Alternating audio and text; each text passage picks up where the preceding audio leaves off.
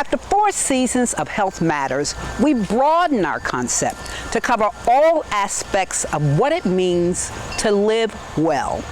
We're going to explore food, gardening, literature, culture, design, all the things that enhance our existence and help us to live full and healthy lives.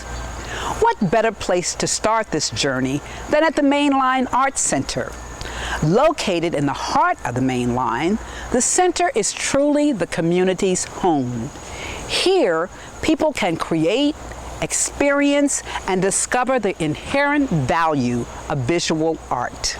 Later, we will talk to Executive Director Amy Pottsick about the breadth of programs available to all ages. We'll also meet a 53-year veteran of the center who introduced not only her children, but her grandchildren to the world of art right here. And we'll interview an award-winning artist who is currently showing here at the Mainline Arts Center. Art's hanging on the walls right now. I promise you her work will expand your idea of what art is. Let's go inside.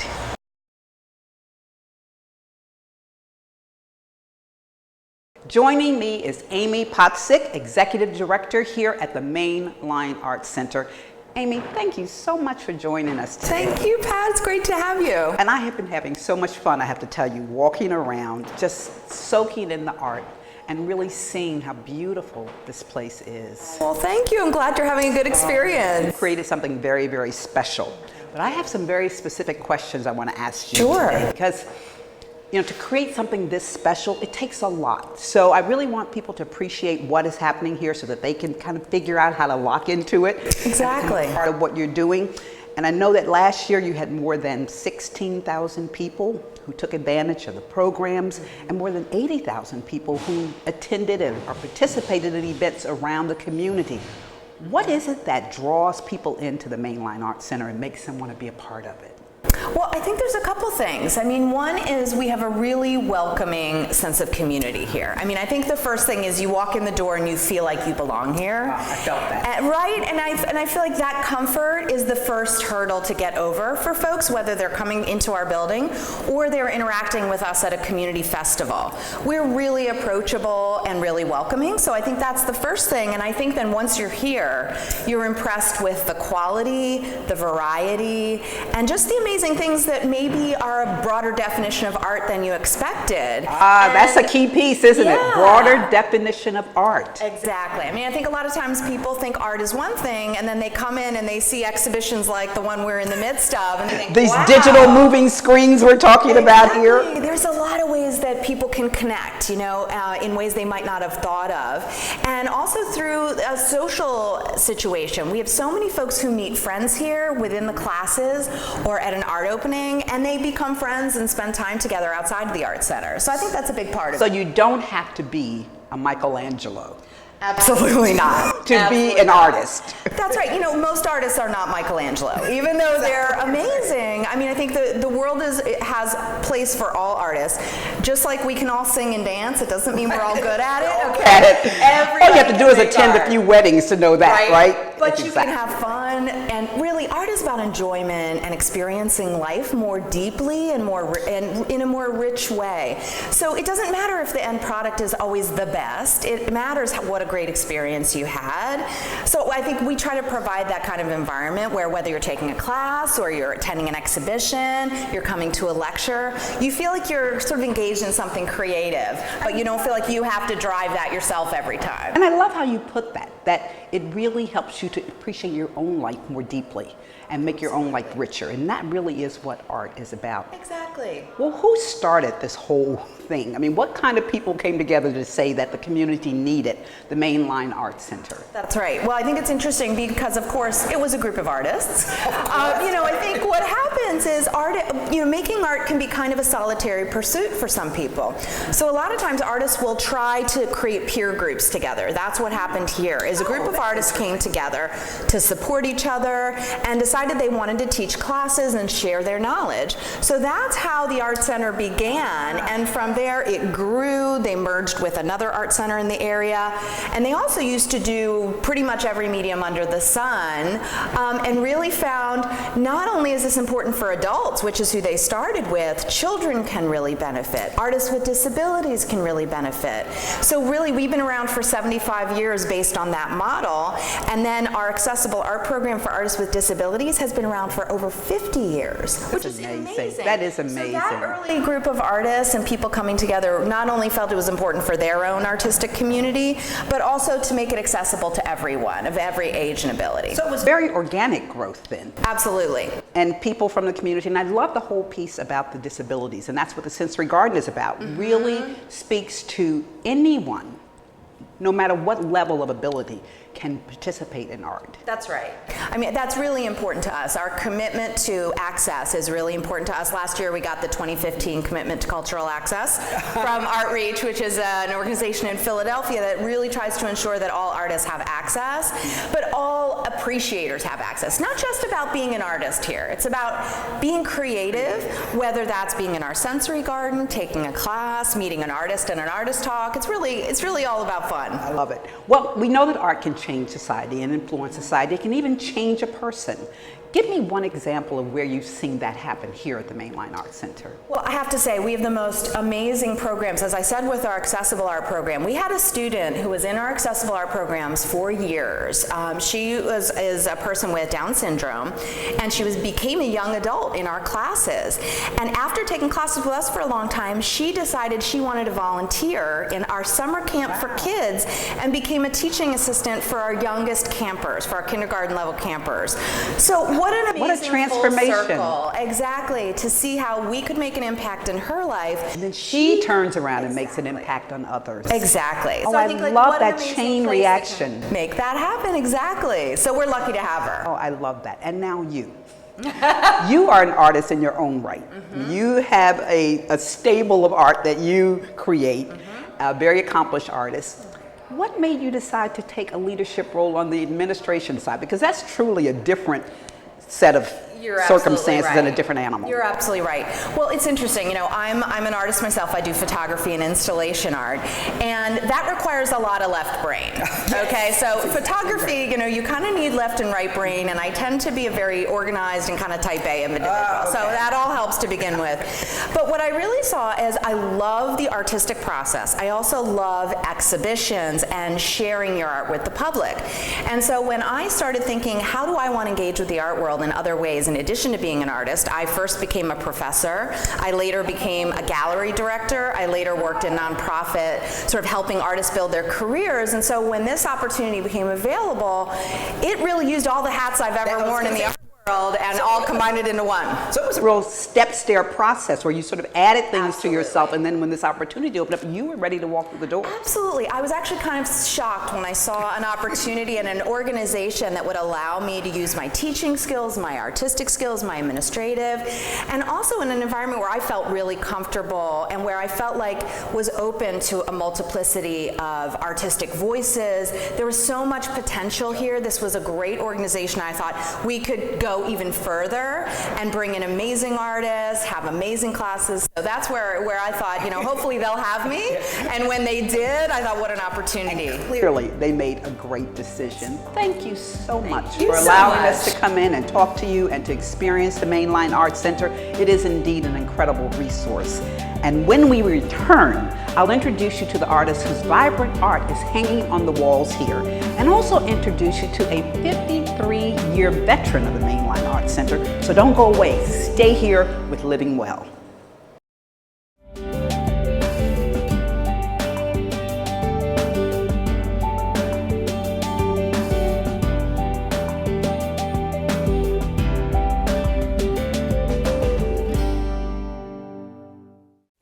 Welcome back to Living Well.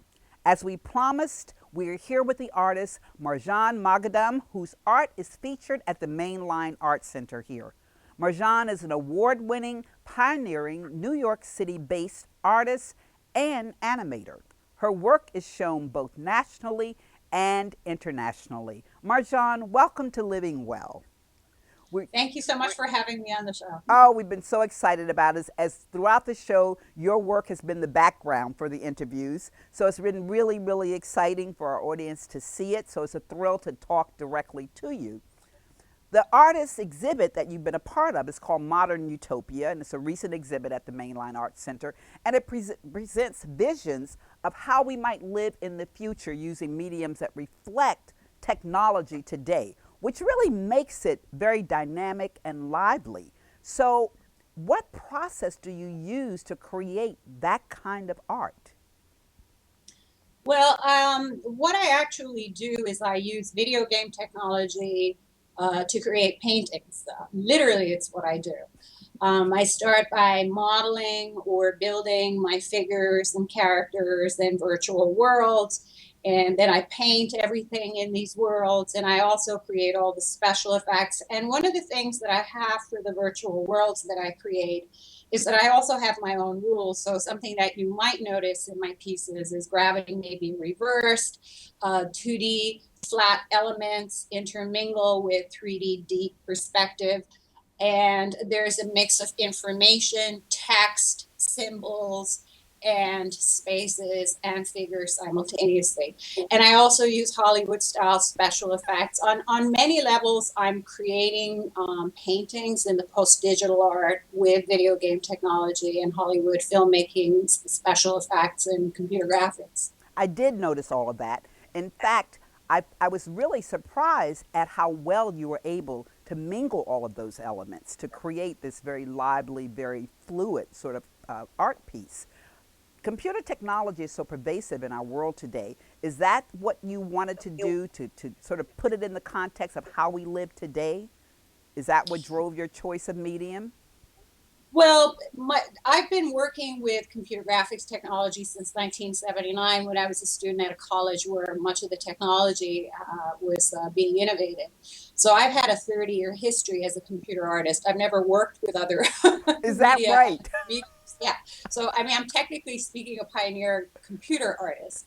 So the number one reason why I work with this technology is because it's been my primary medium for over 3 decades. So you weren't an But I artist. also very much use this technology because it's an important way of commenting about everything that's changing rapidly in our world.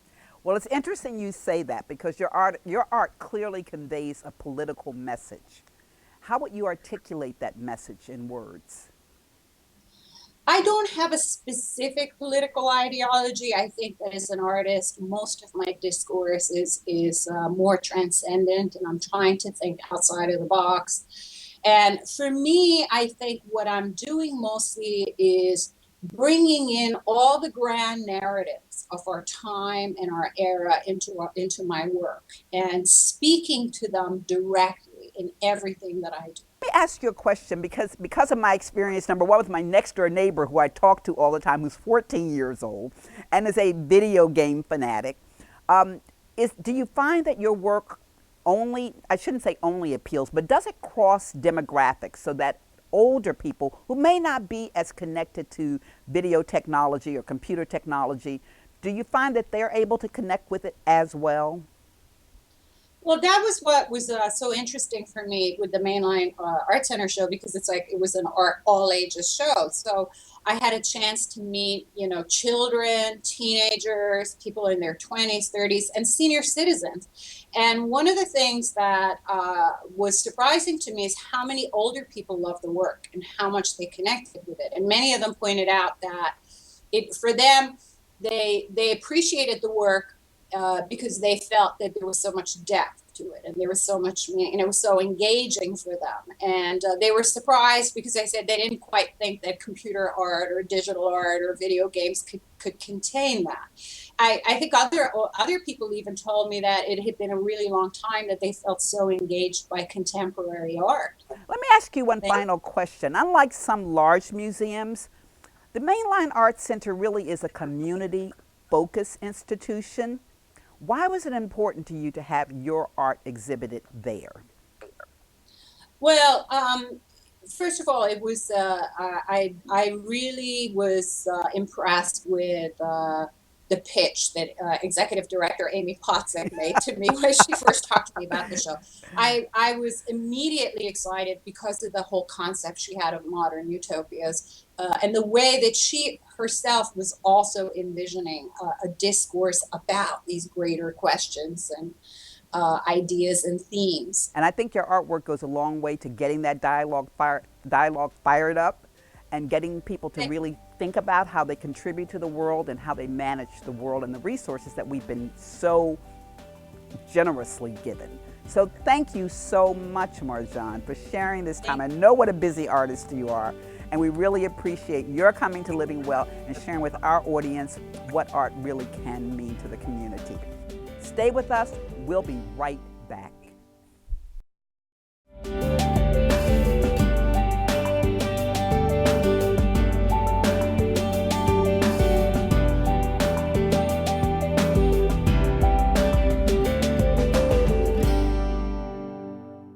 Whether you're a skilled artist or just interested in exploring your potential, there's a class at the Mainline Arts Center for you. Whatever you call pottery, jewelry making, sculpting, you name it, it's here. And Marlene Dubin has taken advantage of that. And we're here with her today to talk to her about what she's doing and what about this center that just draws you and has kept you here for 53 years. Marlene, welcome and thanks so much for doing. I should say thank you for having me as a part of what you're doing today. Thank you. Well, I started, I guess it was when I got married. I took a night course. Wasn't even right here. And that's been what, 53 years? 53 years, yeah, 53 years. Long time. And after a day of working, I would go. I always loved to draw and paint. And I took an art class with a teacher, Itzik Sankowski, and I remember I needed paintings for my living room. That's how I started. You needed cheap art, right? Okay. And I remember at one point he said to me, "Why are you painting in just those colors?" And I went, "Oh, I mean, now I realize how dumb it was." Trying to match your decor? Exactly. Okay, got it. So anyway, I started with him, and then the art center opened. And the first year, and I came here, it was a big old house. And I think one of my first classes was in the attic of the house. I was going to ask you, what was your first class? Oh gosh. Well, I took painting with Sankowski for many years. Then I switched to pastels because I took oil painting. And I had actually started with him at the art museum. He taught there first. So, and it was my second class at the art museum because when I was 6 and I drew on my walls. Oh, so you were a long-time artist. Yes. It wasn't just when you came here. You started when you were a child, when your impulses were really natural, right? Instead of yelling at me, she put me in a class with Little Blue Smock. But anyway, so then I took the art, there was no art center, so I took at the art museum, I think on a day class or an evening class, and then when I got married, I started here. So I took oils with Sankowski, but oils are very, now they have newer oils. It took a long time. Well, they have to take a long time to dry, and I'm always impatient. Okay. So it's very hard to get clean. I can relate to that. Right. So I switched to, I'm trying to think what I switched to first. Now I work in acrylics mostly. Okay. And this is acrylics. Acrylic and mixed media, and acrylic dries quickly overnight. And you can layer and layer and it doesn't get muddy, which is great. And create all these wonderful textures that you have. Yes. Well, I like to let it dry overnight and then scribble. This is layers and layers. Well, let's talk a little bit about this, because you told me earlier that this was an old painting that you had done, an old piece, and you just painted over it with White House paint. And then went back to do something different. So is that how you generally create? 2 or 3 years ago. Well, now I paint over. If I don't like something, I just paint over it. I'm not, it's not precious to me. So I will work till I get what I like. This was a canvas. It's an odd size, and I bought it a couple of years ago. It stayed. I have an area in my basement. My studio's in my basement with a ping pong table and all my paints laid out. Ping pong table, no more. Right. So I started this, and it must have been the winter, must have been not a real bright time, because I remember I did it in black and white, and I put letters on. I was just playing around. It was unlike anything I had done. And then I left it, and then I came back to it this year. But I didn't like the black and white, so I started scribbling over, and then I thought, you know what, I think I'll just cover it. So I took this house paint, the beige house paint, and I just let it drip and run, and then I thought, so now I have a clean beige canvas, nothing.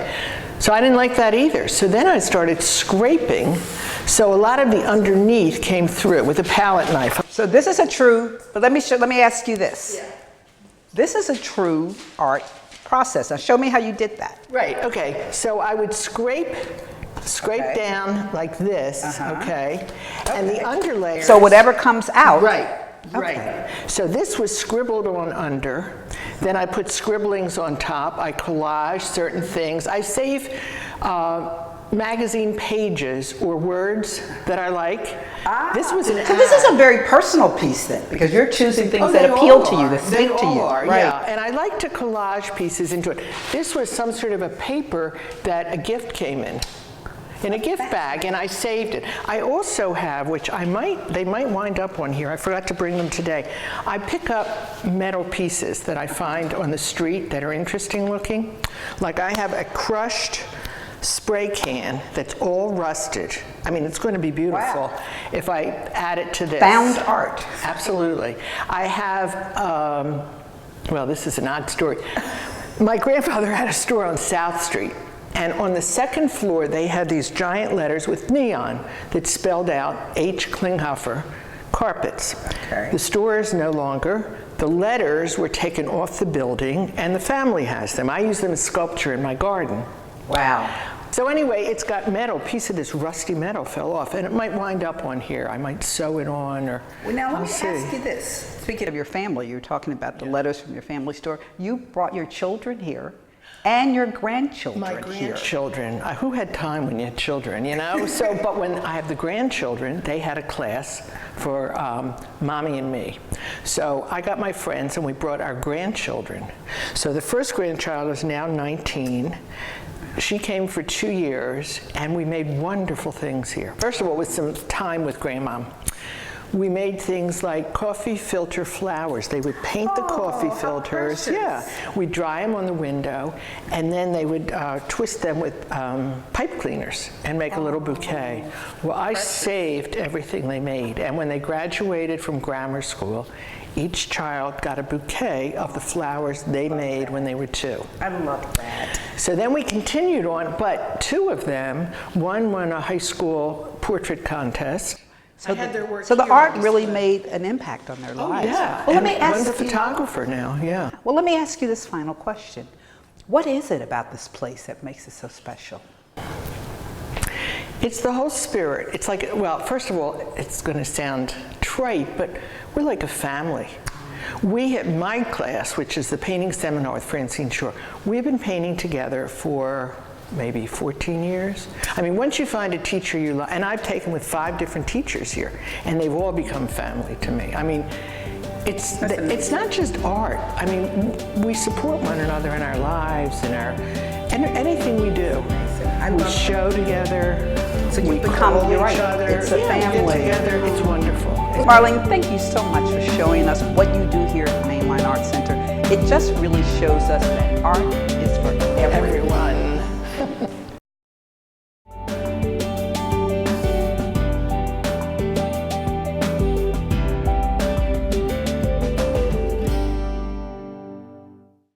I'm back where we began, in the sensory garden. And inspired by our student, Marlene Dubin, I'm trying to decide what class I'm going to take. What do you think? Pottery? Jewelry making? Painting? Well, whatever I decide, it will be a natural expression of myself. I may even discover a talent that's been uncovered, just waiting to be found. And what could be bad about that? Thank you for joining me here at the Mainline Art Center. I'll see you next time on Living Well with me, Pat Nogar. Now go and do something wonderful for yourself.